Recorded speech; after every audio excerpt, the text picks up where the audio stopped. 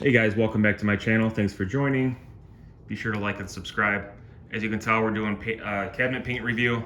So this is after it's been done, after 2 coats. It's kind of what it looks like. It was a dark brown color right here.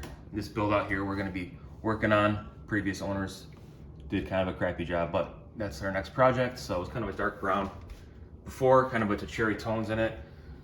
With this light color, of course, you're going to get imperfections here with the nail holes. You're going to see everything a little bit more, which is fine. I'll fill those and fix that up, no big deal. 2 coats of coverage paint and primer on this. We did the inside of the drawers, so lots of coverage here. Consistency was well with this paint. Coverage was good. Dry time took a little bit longer, but it is also wintertime here in Michigan. As you can see, there's still snow on the ground out there. So it did take a little bit longer. This product was good. We wanted this to be like a medium gray tone, and as you can see, it looks a lot lighter. The walls are like a light gray, ceiling's bright white, so we had some issues with that, with the color not matching. Specifically, this is a driftwood. So the color chart was not super accurate. This is just natural wood, so I don't know why it was a couple shades lighter, but in photos it almost looks like a snowy white color, but it's actually light gray.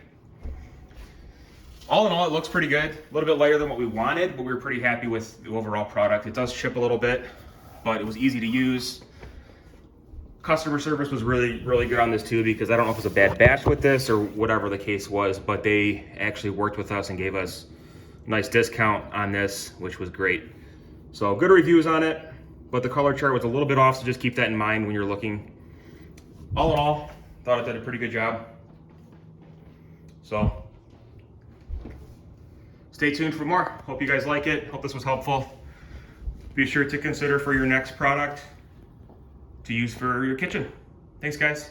Be sure to like and subscribe.